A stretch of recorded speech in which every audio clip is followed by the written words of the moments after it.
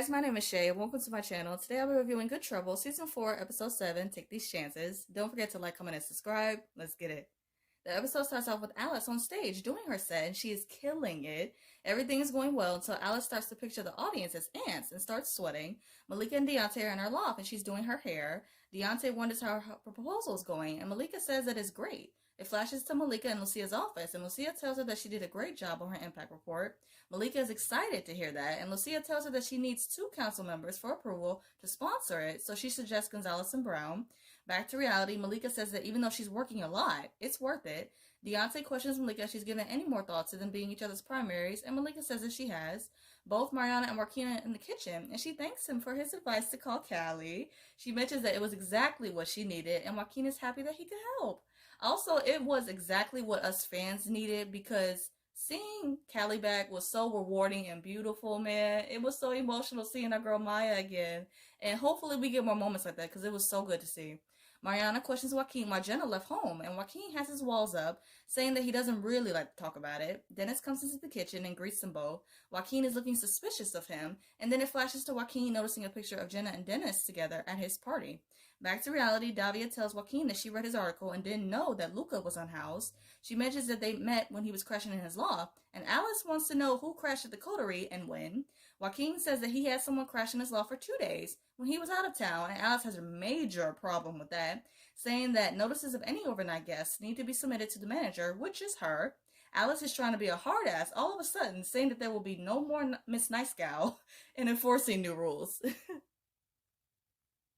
Davia questions Joaquin if he has Luca's contact information because she knows of a job for him, and Joaquin says that the last time he saw Luca, his phone was disconnected.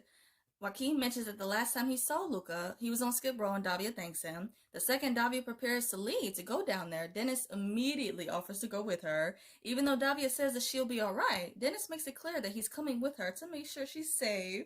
That protective side of him was heartwarming, and he can't bear the thought of something happening to his girl that's not currently his girl, but really is his girl. You get what I mean. Alice is going off about the ants, and Malika questions Zumi about her behavior. It flashes to Zumi confronting Alice about the tour, telling Alice that she knows she lied. Alice says that after being on tour and seeing what it's really like, she doesn't want to do comedy anymore, which is shocking. Zumi knows that that's her dream, and the second she tries to question Alice about it some more, Alice shuts down, saying that she doesn't want to talk about it. Joaquin catches Dennis in the hallway, and she questions him about Jenna. Dennis says that Jenna used to live at the coterie and that she used the name Diana Graham on her lease because she had bad credit. He mentions that he doesn't really hang out in the clubs anymore, and that's how he met her because she came to a few of his shows. She actually brought him back to the coterie, and that's how he learned of the community living space. He tells Joaquin that he did run into Jenna a little while after that at a bar where she was dating the manager, Chris. Joaquin thanks Dennis for that information, and Dennis tells him good luck. Ava, Reza, and Mariana are out, and the girls show her the mock-up for the counterpro design for their app and says that it's ready to pitch to Jackie. It flashes to Mariana, Rachel, Claire, and Gina at the coterie. Mariana tells them that after talking to Callie, she learned that the non-compete agreement she signed isn't enforceable in California, so she can officially leave, revitalize, and come back to Vogue Beauty. The girls are so happy and excited for her to have their girl back, and they group hug. Mariana tells them that they do have one problem, though, and mentions the big idea that Ava and Reza have planned to pitch to Jackie. The girls want to know exactly what it is, and Mariana is professional, saying that she can't tell them because that would be silly and that they're better than Jackie. Mariana comes up with another solution, saying that every employee's non-compete has to be the same and that she can invite Ava and Reza to join Vogue Beauty and bring their big idea to them before they pitch it to Jackie, which is smart. Gina wonders if Reza and Ava will go for that, and Mariana says that after she explains everything in depth to them and how the idea was stolen, she's confident that they will leave.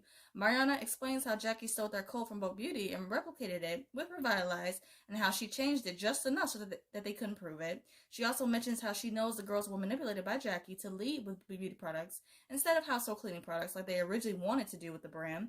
Mariana mentions how at Vogue Beauty they value the women they work with, and both Ava and Reza agree that it's a lot to process at the moment and that they need time to think about it. Davia and Dennis are on Skid Row questioning different people if they've seen Luca, and they aren't having any luck. Davia says that if they don't find Luca in time, the job position will be filled, and Dennis questions her about the job. It flashes to Davia in dance practice with the other female dancers. Afterwards, the burlesque director says that Jessie dropped out, so they need to fill in that slot. Davia immediately thinks of Luca dancing in the coterie and wonders if men can audition too. Back to reality, Dennis says that that's amazing and wonders when Davia got into burlesque. Davia says that she started after she got fired from teaching and that she wanted to do something that made her feel proud of herself along with her body.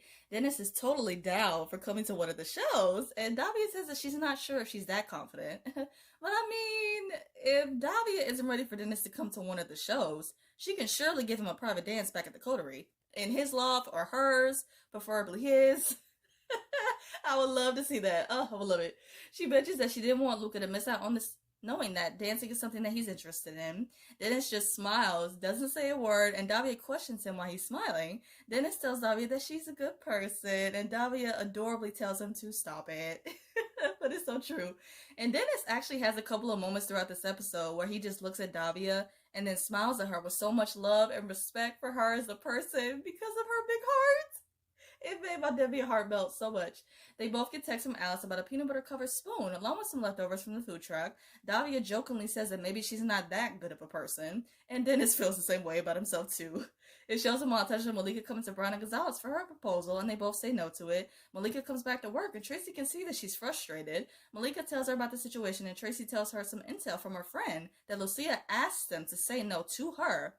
Lucia is still playing dirty, I see, and hopefully Malika will catch on later because she currently thinks that Lucia still has her best interest at heart, and that is not the case.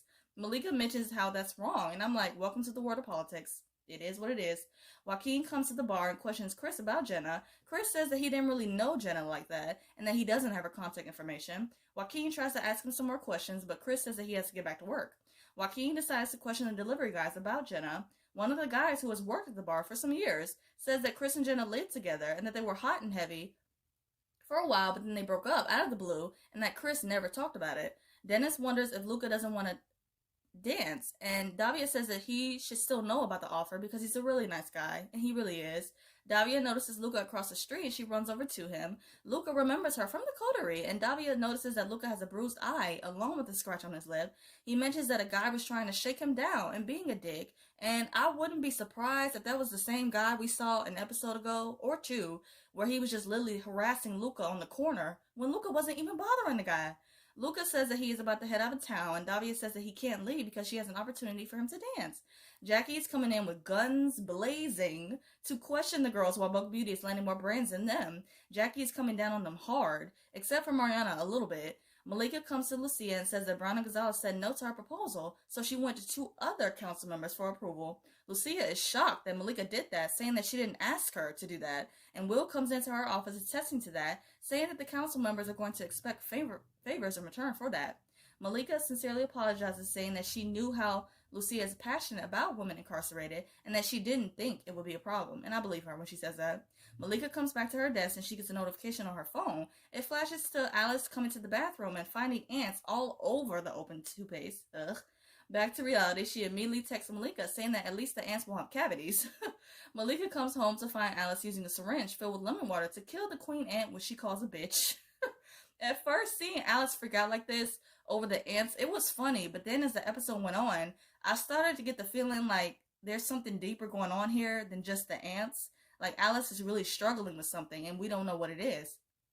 Alice is very invested in this, and Malika brings up how Zumi told her that Alice left the tour. Malika mentions that she asked Zumi because she's worried about Alice, and questions her about not wanting to do comedy anymore. Alice tries to keep it short, saying that sometimes dreams change, and Malika gives her some great advice, saying that sometimes with dreams you can hit a speed bump or a wall, but that doesn't mean that you have to stop and give up. So true. She recalls the time when they saved that bird.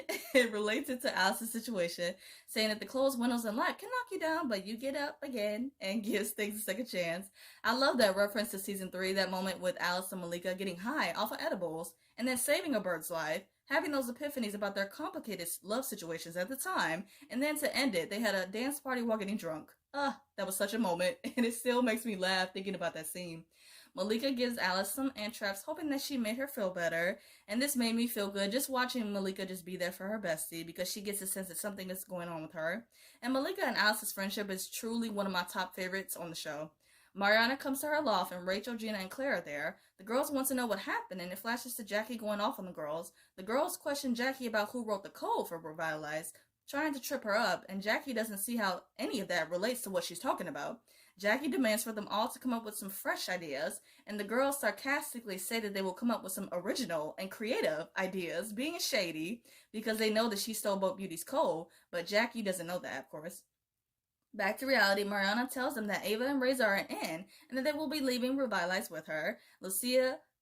Luca auditions for the burlesque show, and he absolutely crushes it. Afterwards, the burlesque director is impressed, and the dancers, along with Dennis and Davia, are giving him a standing ovation like he deserves. Joaquin is getting in real deep because he followed Chris from the bar earlier to his house. He's being low-key, and then once Chris goes inside his home, Joaquin gets out of the car. He sees Chris kissing a figure of a woman, and he can't see the woman's face, but he immediately assumes that it's Jenna. He is pounding on the door like he's the sheriff, and then he barges in when Chris doesn't let him in. He sees the woman that it isn't his sister and questions Chris why he lied. Chris says that he didn't know who Joaquin was and admits to dating Jenna for only a few months. He mentions that Jenna stayed with him, but they were constantly fighting. When Jenna wanted to go to Palm Springs, Chris decided to give her a ride, but once they got into another argument, Jenna got out of the car, and that was the last time that he saw her. Chris calls Jenna crazy, and Joaquin gets angry and hems him up. Chris demands for his girl to call the police, and Joaquin tells him that he better pray that nothing bad happens to Jenna. Joaquin leaves in a hurry, and then he has a breakdown in his car, and I felt so bad for him in this moment. Davia and Dennis bring Luca to what looks like the basement of the coterie. She mentions that it's just temporary so that they can find him somewhere more permanent for him. Luca questions them both why they're doing this for him, and Davia replies that they know what it feels like to be alone, and that at the coterie, everyone is there for each other like family. And the coterie is one big, happy, sometimes dysfunctional family. It's so real, and just watching the show, it just makes you feel like you're a part of it too, and I love that. Luca genuinely thanks Davia, saying that no one has ever done anything like this for him before, and Davia gives him a hug. Like, I seriously do love him so much, man. I really do want him to stick around forever. And Davia tells Luca that they will get him a new phone and tells him to sleep tight, and I'm glad that he has a safe place to rest his head at night and genuinely feel comfortable. It flashes to Alice on tour, and she is watching another comedian on stage before her set. The comedian gets off the stage, and the announcer calls Alice up to the stage, but Alice chickens out and runs away. Alice FaceTimes her parents, questioning them what she should do, and her mother tells her to not say anything or tell anyone. Like, they are alluding to something, but we the viewers don't know what it is, and it's like, what happened? What happened to my baby Alice? The father agrees with the mother, saying to keep it quiet, and Alice says that she won't say anything. After Ava and Reza leave, as Mariana's finished packing up to leave, she notices that Liza is crying, and she goes into her office to check on her. Liza says that she thinks she might be getting fired, and that Jackie came down really hard on her. Mariana says that Jackie came down hard on all of them, and that motivating fear out of your employees is not the way to go about having success. Liza worries that if she loses her job, who will hire her? And then Mariana mentions that she is leaving Revitalize to go back to Bow Beauty, and that she is taking Ava and Reza with her. Mariana asks Liza to come with them, and Liza agrees to it. And I'm just sitting here like, why? Why on earth would you tell her about this plan before it's executed, Mariana? Like, that was so not smart. I love Mariana for being caring and everything, but sometimes she can be a bit too trusting. And like they say, some people can take kindness for a weakness. Before Mariana leaves, Liza thanks Mariana for believing in her, and the second Mariana is gone, Liza wipes away her tears like she wasn't even crying a few minutes ago. And I'm just like, damn it. She immediately texts Jackie saying that they have a problem. And see, that bullshit right there. That bullshit right there is exactly why you make moves in silence. That right there. Malika and Angelica are on the rooftop relaxing with a glass of wine. Malika suggests they take a trip somewhere because she knows how much Angelica likes adventure. Angelica is down for that, but wonders about Deontay because she knows that he would like to spend time with Malika too. Malika tells Angelica that Deontay asked her to be her primary partner, and Angelica is curious to know her response. It flashes to Deontay and Malika in her loft. Malika is honest, saying that she's not ready to take that next step of commitment with him, and that she has really strong feelings for Angelica. I'm so glad she shut him down, and I just don't care for his character. I can't say it enough, and can he just be gone already? Like, bye, please, bye. Deontay says that even though he understands he is a little jealous, he is trying to get freaky with her, and Malika tells her that she literally just did her hair. Back to reality, Angelica is happy to know that she's played a part in Malika's decision. Afterwards, they have a moment in the pool, it's cute or whatever. Joaquin is pacing back and forth, contemplating whether or not to knock on Mariana's door. He gets the courage to knock and asks Mariana if she has the time to talk, and Mariana lets him inside. Joaquin gives some backstory into his family. He says that he grew up in a religious household and that his father was super strict and abusive. Because of the father's actions, that made Jenna want to leave home. His father made it clear to Jenna that if she left home, she could never come back again, and that she would no longer be a part of the family. Like, damn, that's messed up. Joaquin says that he eventually left a few years after that and that learned that Jenna used to live at the coterie, which is what brought him to LA. He mentions that his mother thinks Jenna is dead and that he just thought that she was just losing it. Joaquin is emotional, saying that he really believes that his mother is right and that something horrible must have happened to his sister.